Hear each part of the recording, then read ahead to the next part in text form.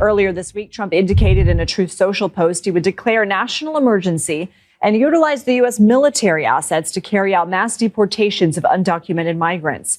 So far, it's unclear how the president-elect would use these military assets and whether his plans are legal. Welcome to the Ken Harbaugh Show. I'm thrilled to have Jack Hopkins on. He is the host of The Jack Hopkins Show, a prolific commentator on Twitter and Blue Sky and every social media channel you can think of. And he's also, most importantly, a fellow Navy man, a former corpsman. Jack, welcome to the show. Thanks for having me. It's a pleasure to be here. You've been on a tear on Twitter and Blue Sky, but one of your recent posts really jumped out to me. It was this warning about militias, which I've spent a lot of time studying. The MeidasTouch network put out the Against All Enemies film, went to #1 on Apple TV, about militias and their role in January 6th. And they are emboldened after the election of Donald Trump. Very much so. And it's not just this moral support they got. They have marching orders. Even if it's not explicit, they have ideas of what they want to do over the coming months and years with Trump in the White House and, you know, the promise of pardons for whatever crazy stuff they do. And you are afraid that they might deputize themselves to go carry out some of these mass deportation plans. Yeah. You know, I think it's the classic. I've got an 11-year-old daughter who is just now learning that ask mom and then get mom to say, ask dad, and come to dad and say, mom said I could go, right? Oh, okay. Yeah, sure. That's fine. We know how Trump communicates, and we know they know how he communicates. You know, we have a past history of them understanding his communication style. And I think the message has been loud and clear. Come on and join in. Now, there are three main things as far as problems that I see that start to surface as soon as that happens. One, you've just got the violation of human rights. There's no oversight for militias, right? You know, in the military, at least with that tight structure, you know, that chain of command, something starts getting wacky. There's a tight system in place to correct that or eliminate that. You're not going to have that in militia groups. And once that's gone, you start seeing abuse of power. You start seeing some pretty dark and nasty things, right? The second one is undermining the rule of law itself. Imagine where you have legitimate law enforcement officers trying to do their job, and mingled in with them are people who have anointed themselves the equal of these law enforcement officers, except this one has no oversight committee. This one does. But to the public from the outside looking in, it's hard to distinguish who's who.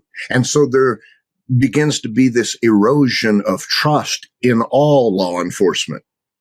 And once you get the nation as a whole turning anti-law enforcement and losing that trust, and not just anti-militia, that's a big problem. And then the third one is just the amplification of racism and xenophobia. And that leads to an amplification of fear, which we know very quickly spirals into an amplification of violence, right? So, and each of those three kind of build on one another as well. You can rearrange them in any order, but no matter how you stack them, each contributes to the other. So I don't think they are going to wait for a formal invitation. That's not their style in the first place, right? These guys live hoping, praying something happens that calls them forth. Donald Trump is the answer that they've been hoping for decades. He's here, and in about a month, he's back. Yeah.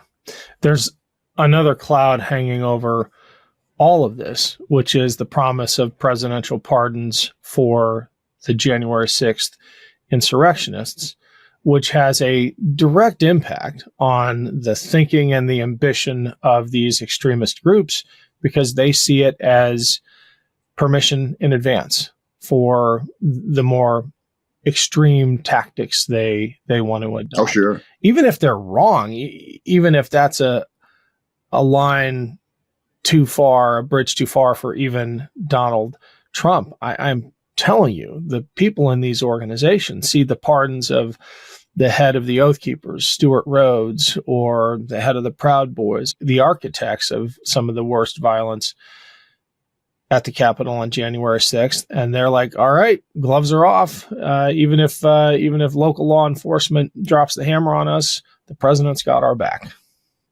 You better believe it. And something along those lines that I didn't see anybody in the media pick up on was, why would Donald Trump, as part of his campaign, given the charges he has faced and all of that, why would he use as campaign rhetoric telling everybody that he's going to pardon the January 6th people in prison? Here's what it had to do with more than anything. He couldn't be sure whether he was going to win that election or lose. And he knew that if he lost, it was going to be right back to that same old routine. He was going to need some thugs to come forward and stir enough trouble that maybe something could shake loose. That was covert communication to the militia folks and the different groups that participated last time who are not in prison, saying, look, don't you worry, because I'm getting ready to do something to let these people out. If you will vote for me, if you will elect me, but just in case, I'm not sure. So just know that I'll pardon you too. Don't worry. Don't worry. I think he did the whole risk reward ratio thing and said, yeah, it may turn a few voters away, but in the end, I may really need these militia groups. I think you're right. I was at his Madison Square Garden rally, and I stand by my reporting there, which was that entire event wasn't a victory lap. It wasn't an expression of a optimistic campaign that thought it was winning. It was a signal to the most extreme elements to rally in case he lost. That's what it felt like. Yes. In the air. And it was chilling. It was chilling. And it was dark, and it was evocative of the America First rally in the 1930s. Another thing that really worries me now that he has all the levers of power is his ability to misuse the military, both the active duty, right, the National Guard, for these kinds of activities. How much faith do you place in our military to stay true to its actual oath, which is not to the president, it's to the Constitution? I mean, that is a lot to ask of, say, that captain who's deployed to the border and given an illegal order to shoot migrants crossing the border, but that's the job. The oath is to the Constitution, not to any one individual. Right. You know, that's a question I ask myself frequently. And the best that I come up with when I ask myself that question, I think in many cases we're going to find its contextual meaning.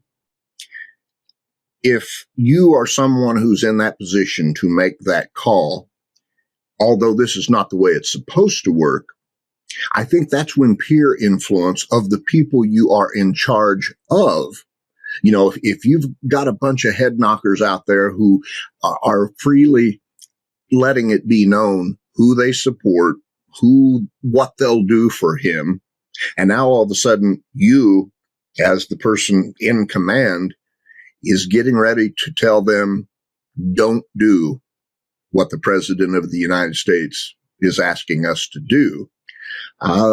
we could see an example of mutiny. That's going to be something as you've indicated, the environment is just so rife for violence in so many places. And look, what have we seen in the media? The obeying in advance, right? I think there's probably, Ken, there's probably been some obeying in advance that has taken place in the military already. On what levels? That's the big question. If it goes high enough, I think we could see some problematic situations. That's my hope, is that the higher up the scale that you go, there's enough of traditional military thinking that it would get squashed. Is that enough to suppress the troops who are saying, no, look, this is the president of the United States. We're disregarding what you said. I saw it on Fox News. This is what he's asking the military to do. It could be messy. I hope it's not, of course. I think there's going to be a lot of wait and see with that. And unfortunately, I think a lot of people aren't too excited about the see. Yeah, I'm certainly not, especially when you look at who Trump is naming for the senior positions at the Pentagon. These are not the kind of people who are going to maintain those guardrails. It's worth remembering that we came very close to this kind of constitutional crisis the last time. But for Mark Milley, we'd have the 82nd Airborne in the streets of D.C. squaring off against American protesters. I want to remind the audience what we're talking about when we say obey in advance. We had Tim Snyder on the show before the election who really popularized the phrase. It's a clear indicator of looming autocracy when people who have power decide not to stand up and use it to challenge authoritarians because it's just easier to go along to get along. And we're seeing that before Trump's even in power with, and I'll just off the top of my head, rattle off a couple examples. ABC News, parent core Disney, right? Gave $15 million to Trump's presidential library to settle a suit about Stephanopoulos' claim that Trump raped. It wasn't his claim. This is a judge's determination. Trump raped E. Jean Carroll. I think they would have won that case. But what a great excuse to give $15 million to someone whose help you might need down the road. You have Mark Zuckerberg giving $1 million to the Trump Inauguration Fund. You have Jeff Bezos doing the same. And he really wins the prize for obeying in advance because before Trump was even elected, he intervened with his editorial board to crush an op-ed that would have endorsed Kamala Harris. This is what we mean by obeying in advance. When you see an autocrat about to grab the reins of power, you try to make them happy. Yeah. And the danger of it happening in that order is pretty clear, I think, to most people, that the odds of the general public standing their ground and refusing to comply when these big monstrosities, these corporate entities couldn't do it and were fearful enough that they're dumping millions of dollars into it, whether it's a conscious thought or not, the average citizen, at least unconsciously, is processing, hey, I can't afford an attorney. I can't afford an attorney to sue my neighbor for the property line issue, let alone having the Trump administration coming at me legally. If they're scared, I know I said I wasn't going to comply, but I've got a family to feed. That's that trickle down effect that the masses seeing that can have on how many people. Can I have that on? Well, history has shown us how that works. And as much as we like to read history about those types of things and say, well, you know what? If I'd have been there, that wouldn't be me. We are reading when we read those examples about a human being, and we are human beings as well, with the same drivers, the same emotional mapping, it's not a good situation to be looking at. And I think what we have to do, and generally I'm not a big fan of the word hope in elections and while the campaign's going on. I think if you are using the word hope a lot, then it's probably indicative of not having a good plan or a strategy, right? But when you've run out of good strategies and people are starting to feel hopeless, I think that's when you have to be willing to shift into hope. And hope occurs in the absence of those things, but it's the thing that carries you emotionally beyond where you could have gone otherwise once those good strategies kind of dissolved. And I think right now that's kind of where we are. We are in the let's hope, let's lean into this. And if hope goes, we're in trouble. It's Ken Harbaugh. Quick break to say thank you for all the support. If you value what we do here, please consider joining our Patreon community. The holidays are almost upon us, and if you are still wondering what to get for that hard to shop for person in your life, consider a Patreon gift membership. Every dollar goes back into our work. Go to patreon.com/Ken Harbaugh to check it out. Back to the show. We do have some positive examples to look to. Not enough in our country, but I'm thinking about South Korea and what they just pulled off. And the backstory there, I mean, it's twisted. It goes back a long time, but the short version of it is that the president overreached, invoked national security rationales for cracking down, actually declared martial law. That declaration of martial law lasted 6 hours. That's it. Because the people of South Korea, politicians from both parties stood up and said, this crosses a line. We're not going to countenance it. And ultimately, the president of South Korea was impeached with a bipartisan vote because the country came together and said, enough. No one expected that to happen. The division is so deep. It is so great. In some ways, it's even deeper than it is in this country. But even then, both sides came together and said, we may disagree with each other vehemently about issues of policy, but we're not going back to the dark days of martial law. This president has to go. I took great encouragement from watching the people of South Korea take to the streets. There's this video of a politician grabbing a soldier's gun, not to use it, but to shame this soldier for taking up arms against his fellow citizens. God forbid it comes to that here, but it is proof that the desire for freedom is stronger than the power of tyranny. It is. And one thing regarding that and the events in Georgia that I was like, yes, this is what we need. Adam Kinzinger has been posting a lot on those things, and he's not getting silly. He's not coming out and saying things that wind up you testify about later, right? But the praise for the South Korean people, the praise and the excitement about the people of Georgia, right? And I saw that as, look, and I hope a lot of other people did too. Look, they're turning things around. And look, I want you to pay attention to how they are turning things around. I got that message. I don't know how many other people did, but I got that message. And the one thing that I think is different than let's go to the 40s, right? The 30s and 40s, those examples that we might talk about.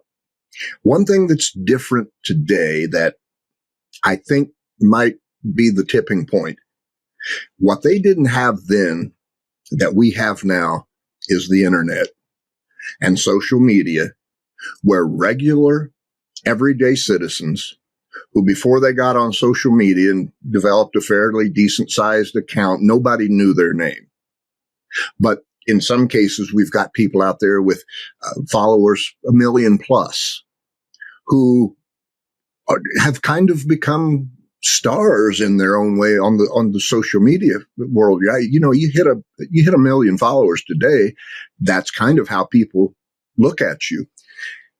I think we are going to see some examples of those people leading some directions that we need to go in. I don't know if that will come in a moment of desperation or if it will be somebody like Adam Kinzinger, for example, who maybe is building up to it gradually. Yeah. What the response will be to that, you know, I think we know how vulnerable social media and the internet as a whole is under this incoming administration. And that in and of itself is frightening. Yeah, it is. Well, social media broadly is a double-edged, multi-edged sword, but indeed it is. I am glad you're one of the stars speaking truth. Jack, it is great to have you on. Let's talk again soon. Fantastic. Thank you, Ken. Love this video? Make sure you stay up to date on the latest breaking news and all things Midas by signing up to the MeidasTouch newsletter at MeidasTouch.com/newsletter.